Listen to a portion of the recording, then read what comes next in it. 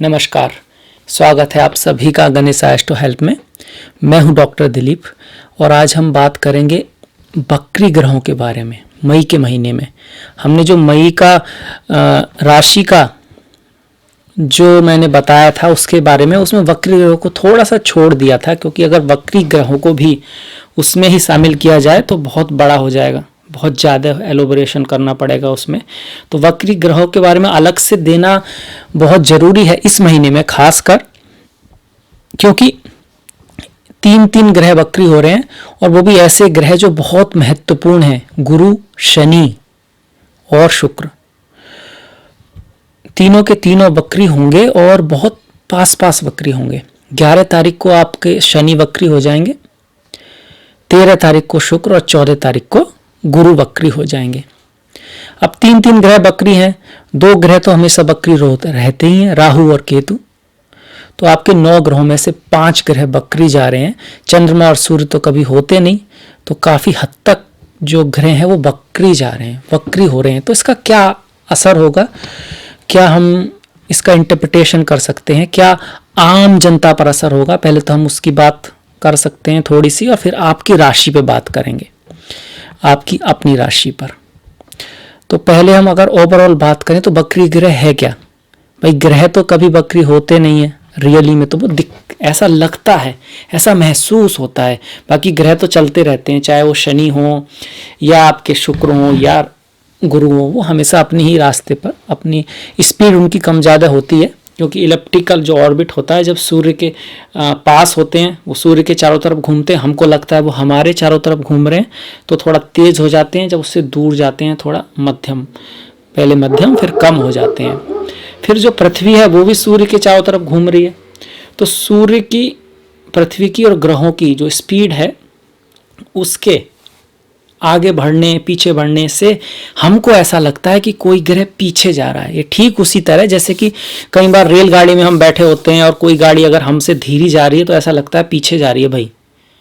ठीक इसी तरह से हमको ऐसा लगता है कि वो ग्रह रेट्रोग्रेड हो रहे हैं। वास्तव में वो रेट्रोग्रेड नहीं हो रहे होते हैं। एंगुलर जो दृष्टि होती है, एंगल जो बन रहा होता है उसका हमसे इस तरह का बन रहा होता है कि हमको ऐसा लगता है कि वो वापस जा रहा है, महसूस होता है। तो हमारे जो पूरा का पूरा जो ज्योतिष है उसी के ऊपर है कि जो दिख रहा है उसके अकॉर्डिंग हम अपनी प्रेडिक्शन करते हैं, हम अपना रिजल्ट निकालते हैं, जो जैसा लग रहा है, जैसा प्रतीत हो रहा है उसके अकॉर्डिंग। इसीलिए लग्न चार्ट की इतनी इंपॉर्टेंट है। चरित्र चार्ट में जो ग्रह वहाँ है, और लग्न चार्ट में जो ग्रह जो दिख रहा है, योग वहीं से देखे जाते हैं, कॉम्बिनेशन वहीं से देखे जाते हैं, और सारा का सारा ज्योतिष उसी के ऊपर है जो प्रतीत हो रहा है। तो ये तो हुआ हमारा मैथमेटिकल, एस्ट्रोनॉमिकल, ज्योतिषी का जो गणित वाला पार्ट है, थोड़ा सा उसके बारे में। अब थोड़ा सा फलित के बारे में बात करें कि वक्री ग्रह होते क्यों हैं, क्या चक्कर क्या है इसका। तो वक्री ग्रह, एक्चुअली वक्री का मतलब होता है रेट्रो, इंग्लिश में रेट्रो हो गया, और वक्रत्व का मतलब होता है कोई चीज़ थोड़ी सी नॉर्मल नहीं है, वक्रत्व है, उस वक्र है, सीधी नहीं है, उसके स्वभाव में थोड़ा सा अलग है, और चीज़ों से अलग है। तो जिन व्यक्तियों की कुंडली में ये ग्रह होते हैं, जो भी ग्रह होगा उसकी कारक अवस्था से जुड़ी हुई चीजें में थोड़ा सा अलग सा गुण मिलेगा, औरों से कुछ अलग मिलेगा। जैसे किसी का अगर गुरु वक्री है तो या तो वो व्यक्ति बहुत ही ज्यादा अपने धर्म को मानेगा और दूसरों के धर्म को हो सकता है ना माने, या फिर उसका बहुत ही प्रैक्टिकल नजरिया होगा, बहुत ही प्रैक्टिकल होगा, अपना अलग ही सोच होगी, या फिर वो सारे धर्मों को मानता हो पर कुछ ना कुछ अनयूजुअल सा लगेगा आपको औरों को देखते हुए। इसके साथ साथ ऐसा कहा जाता है कि वक्री ग्रह जो होता है अपने घर से पिछले घर का रिजल्ट देता है। एक्चुअली ऐसा लिखा भी हुआ है कि आप पिछले जन्म में वो ग्रह उस घर में था, पिछले वाले घर में था, और उस ग्रह के सारे संस्कार, सारे कर्म किसी वजह से पूरे नहीं हो पाए, उस घर से जुड़ी हुई कुछ इच्छाएं आज भी बाकी हैं जन्म तक। तो इसीलिए वो ग्रह आपकी कुंडली में वक्री है। बहुत कार्मिक ग्रह होते हैं वक्री, पिछले जन्म से जुड़े हुए व्यक्तियों को आपके जीवन में लाते हैं, और कुछ जो कर्म आपके जो बचे हुए हैं उनका निपटारे के लिए ये वक्री होते हैं। पर ये हमेशा अच्छे हों या बुरे हों ये अलग टॉपिक है। वक्री ग्रह अच्छा भी हो सकता है और बुरा भी हो सकता है। नॉर्मली मोटे तौर पर जो शुभ ग्रह होता है वो वक्री होता है। अगर शुभ स्थान में बैठता है तो अच्छा होता है। पाप ग्रह अगर वक्री होता है और 6, 8, 12 में हो तो ज़्यादा अच्छा करता है, 11 में भी अच्छा करता है। पर शुभ ग्रह ज़्यादा अच्छा करता है केंद्र त्रिकोण में, केंद्र त्रिकोण में। बाकी अलग अलग जो हमारे शास्त्र हैं उनमें अलग अलग लिखा हुआ है। ये भी लिखा हुआ है अगर वक्री ग्रह उच्च का हो तो नीच का सा फल देने लगता है और नीच का हो तो उच्च का सा फल देने लगता है।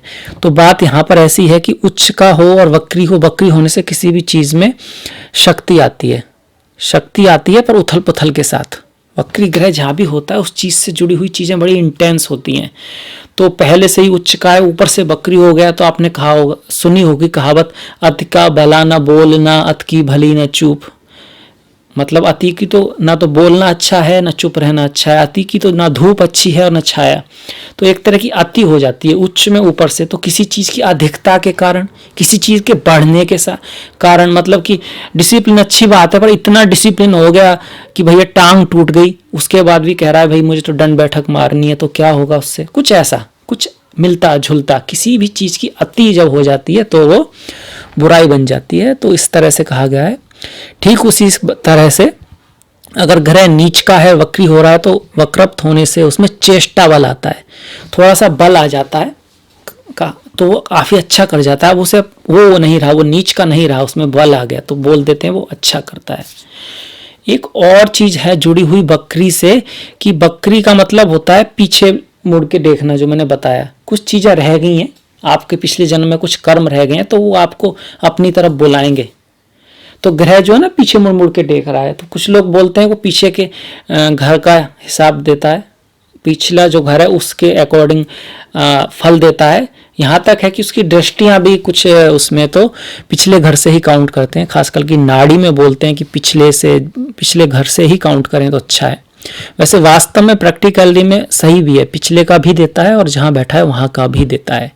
इसके साथ साथ वक्री ग्रह जिन घरों का स्वामी होता है उनके फलों को बढ़ा देता है। तो अगर वो आपकी कुंडली में अच्छे ग्रहों का स्वामी है तो अच्छी बात है, और जहाँ बैठेगा वहाँ थोड़ा सा डिस्टर्बेंस लाएगा, थोड़ा सा उथल फुथल लाएगा, क्योंकि बकरी है ना, ताकत से तो भरपूर है पर मन में उसके जो है वो थोड़ा क्या कह सकते हैं, बहुत ही ज़्यादा एक्साइटमेंट में है, शांति नहीं है। जब शांति नहीं है तो कुछ ना कुछ तो वो बोलते हैं ना कि भाई जल्दी का काम शैतान का काम। तो इस तरह से थोड़ी हड़बड़ाहट रहेगी उस चीज़ के लिए, कुछ ना कुछ इस तरह का कर्म रहेगा आपका, पिछले जन्म का उस चीज़ से जुड़ा हुआ कर्म रहेगा। एग्जाम्पल पे अगर गुरु बकरी है तो आपके गुरु से, ज्ञान से, कुछ इस तरह का, बड़े भाई से कुछ इस तरह का हो सकता है। शनि बकरी है तो नौकरों से, बूढ़े लोगों से, अपने से बड़ों से कुछ आपका कर्म हो सकता है। तो इन चीज़ों का ध्यान रखना है। बकरी ग्रह अगर चंद्रमा से षष्टम आ जाए तो और भी कार्मिक हो जाता है, और भी कार्मिक हो जाता है। तो उस चीज़ में उसका खास ख्याल रखना होता है। खैर इसके बाद हम बात करेंगे आपकी राशि के ऊपर और क्या रिजल्ट आएगा आपके लिए। ये तो हमने ओवरऑल बात की बकरी के लिए, आपकी राशि के लिए। तो आइए बात करते हैं अब आपकी राशि के बारे में, आपके लग्न के बारे में। कर्क राशि, कर्क लग्न। राशि का मतलब कि आपका चंद्रमा कर्क राशि में है, और लग्न का मतलब कि आपके पहले घर में जो है वो 4 नंबर लिखा हुआ है। तो हमारा कंसर्न जो है, हमारी जो बात है फिलहाल वो बकरी ग्रहों के ऊपर है। 3 ग्रह बकरी हैं, गुरु, शनि और शुक्र, जो कि नीले रंग में मैंने दिखाए यहाँ पर। तो आपके लिए जो शनि हैं वो केंद्र स्थान के स्वामी हैं और अष्टम स्थान के स्वामी हैं। तो एक तरह से बीच के ग्रह हैं, बहुत अच्छा ग्रह नहीं कह सकते। वो बकरी हो रहा है और केंद्र में ही बैठा है। गुरु की बात करें तो गुरु आपके लिए अच्छे ग्रह हैं। गुरु आपके भाग्य स्थान के स्वामी हैं, भाग्य स्थान के स्वामी हैं, और इसके साथ साथ छठे स्थान के स्वामी हैं। वो आपके जो स्वामी है चंद्रमा, आपके राशि के, आपके लग्न के, उसके मित्र भी हैं। तो गुरु का वक्री होना आपके लिए अच्छा ही है, अच्छा है, क्योंकि हालांकि वो नीच के हैं पर उनका नीच भंग हो रहा है कि जब भी केंद्र त्रिकोण में अच्छा ग्रह वक्री होता है तो शुभ फल देता है।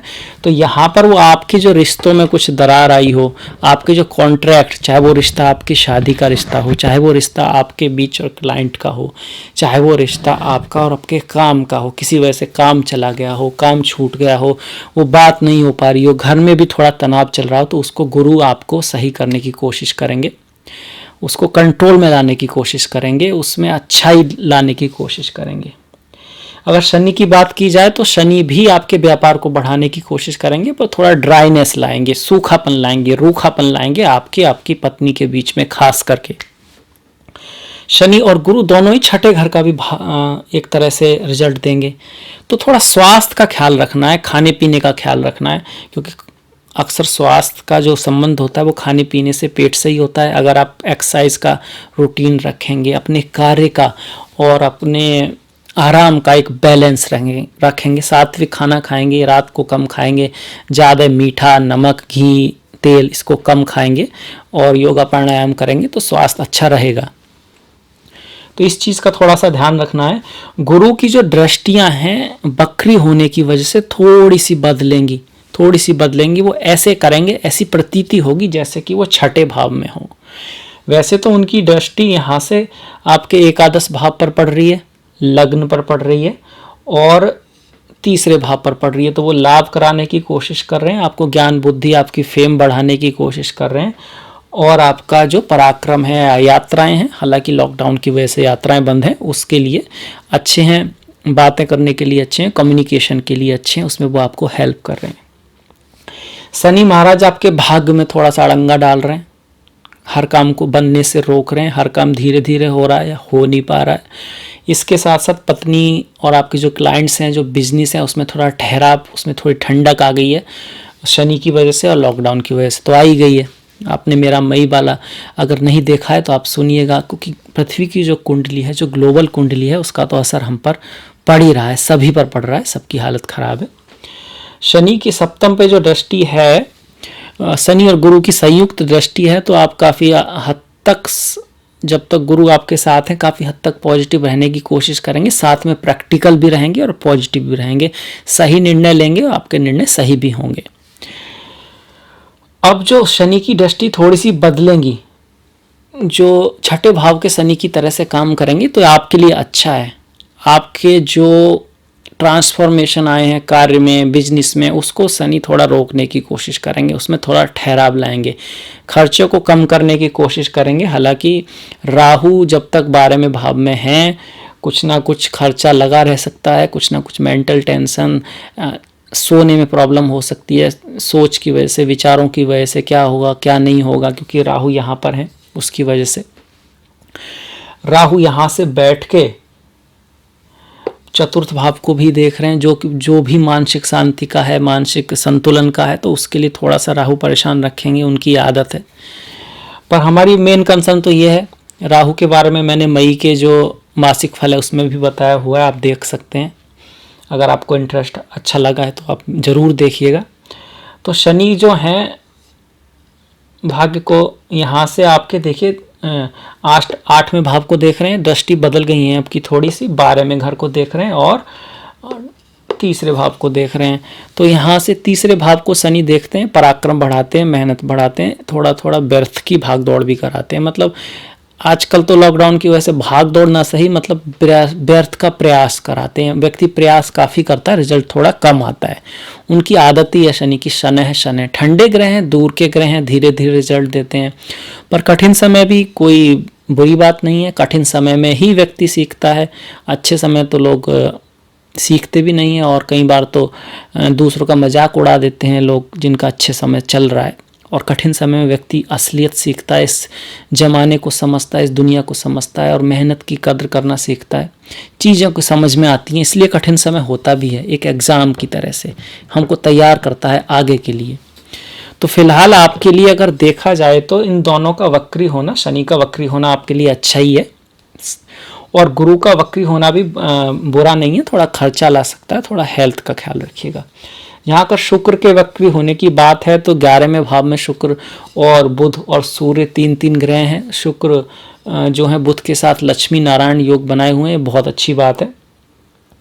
और शनि भी जिनका कर्क लग्न है उनके लिए यहाँ पर सस महापुरुष योग बनाए हुए हैं, सस महापुरुष योग बनाए हुए हैं, जो एक अच्छा योग है, जो प्रख्यात लोगों नेताओं के उसमें होता है, बड़े बड़े जो बड़ी बड़ी पोस्ट पे जो लोग रहते हैं उसमें रहता है, गवर्नमेंट में ऊपर तक जाते हैं, पॉलिटिक्स में ऊपर तक जाते हैं, उनकी जन्म कुंडलियों में होता है। पर ट्रांजिट में भी अगर ये योग आता है तो सहायता करता है। जिनका कर्क लग्न है, जिनकी राशि है उनमें भी है, पर उसमें थोड़ा सा डिफिकल्ट ज़्यादा आएगा, उसमें थोड़ा सा प्रॉब्लम ज़्यादा आएगी, उसमें थोड़ा सा व्यापार में पत्नी के साथ और कॉन्ट्रैक्ट्स में, बिजनेस में शनि थोड़ा ज़्यादा असर दिखाएंगे, क्योंकि जो राशि है वो मन को दिखाती है और शनि जो है मन को ही पकड़ते हैं। तभी तो ये विष योग जो होता है वो शनि और चंद्रमा का होता है। यहाँ तक कि अगर व्यक्ति चंद्र के नक्षत्र में हो, शनि की तिथि में हो, या शनि की तिथि में हो, चंद्र के नक्षत्र में हो, तो व्यक्ति में थोड़ा सा डिप्रेशन लाते हैं, थोड़ा सा अवसाद लाते हैं, थोड़ा सा उसको अकेलेपन, वैराग्य की तरफ ले जाते हैं। तो शनि चंद्र आपस में बहुत ही अपोजिट तरह की एनर्जियां हैं। चंद्रमा बड़े ही चंचल हैं, शनि बड़े वैराग्यपूर्ण हैं। तो उस वजह से ये कहा गया है कि जिसकी राशि है उसके लिए उतना अच्छा नहीं है। हालांकि अपनी राशि में है तो कुछ ना कुछ अच्छा करेंगे। शुक्र की बात करें तो आपके कुछ पुराने रिश्ते, पुरानी चीज़ें याद आ सकती हैं, पुराने दोस्तों से मुलाकात हो सकती है, खास करके महिला दोस्तों से, आपकी कोई जानने वाली। अगर आप यंग हैं, अभी आपकी शादी नहीं हुई है, तो आपका एक्स बॉयफ्रेंड, एक्स गर्लफ्रेंड आपको फिर से कांटेक्ट कर सकता है। इस तरह की बातें, मुलाकातें हो सकती हैं, या फिर किसी ऐसे व्यक्ति से मुलाकात हो सकती है जो हो सकता है कि नया हो, पर आपको लगे कि भाई ये लड़की या ये लड़का तो मतलब ऐसा लगता है जैसे हम तो एक दूसरे को बहुत दिनों से जानते हैं, अब मिले हुए तो भी थोड़े ही दिन हुए हैं। तो इस तरह के रिश्ते इस टाइम में बन सकते हैं। शादी विवाह के बहुत अच्छे चांसेज हैं, क्योंकि गुरु और शनि जो हैं वो सप्तम भाव में है, भले ही रेट्रोग्रेड हों, और शुक्र 11वें भाव में है। 2, 7, 11 शादी के भाव होते हैं। उनमें से इतने सारे भाव जो हैं गुरु से दृष्ट हैं, गुरु वहाँ पर हैं, शनि वहाँ पर हैं। और जब गुरु यहाँ पर आते हैं, ऐसा महसूस होते हैं वक्री के कारण, तो उनकी जो दृष्टि है वो दूसरे भाव पर पड़ती है। जो दूसरा भाव है वो फैमिली का भाव है, वैल्यू का भाव है, पैसे का भाव है, परिवार में वृद्धि का भाव है। तो परिवार में वृद्धि तो वही शादी वगैरह से ही होती है। तो रिश्ते वगैरह के बहुत चांसेस हैं। जो लोग सिंगल हैं उनके लिए बहुत अच्छा समय है, और जो लोग मैरिड भी हैं उनमें भी जो रिश्तों में सुधार लाया जा सकता है। अब प्रयत्न करेंगे तो अगर आपकी पति नाराज चल रहे हैं तो आप उनको मना सकती हैं। उनसे जो जिस तरह का आपका पहले संबंध था, मधुर संबंध, अगर आप बनाना चाहते हैं, और मनाना ही चाहिए, तो एक दूसरे को करीब आ सकते हैं, एक दूसरे के प्रति आकर्षण बढ़ सकता है। एक दूसरे का ख्याल रखिए, एक दूसरे को समझिए और एक साथ आगे बढ़िए। अपनी जो पॉजिटिव चीज़ें हैं, अपना जो अंदर की जो अच्छाई है उस पर ज़्यादा फोकस कीजिए, और वक्त के साथ सब अच्छा होगा। ये लॉकडाउन वगैरह भी हट ही जाएगा, रात के बाद दिन तो होगा ही। तो ये था मेरी तरफ से छोटा सा वक्री ग्रहों के बारे में। मुझे आशा है आपको पसंद आया होगा, अच्छा लगा होगा। अगर अच्छा लगा हो, पसंद आया हो तो सब्सक्राइब कीजिए, शेयर कीजिए। घंटी वाला जो बटन है उसको दबाना मत भूलिएगा। जो डिस्क्रिप्शन है उसमें मैंने अपने फेसबुक, इंस्टाग्राम का लिंक भी दिया है, आप प्लीज़ उसको फॉलो कीजिए, लाइक कीजिए। और मिलेंगे इसके साथ ही फिर नेक्स्ट वीडियो में। तब तक के लिए नमस्कार।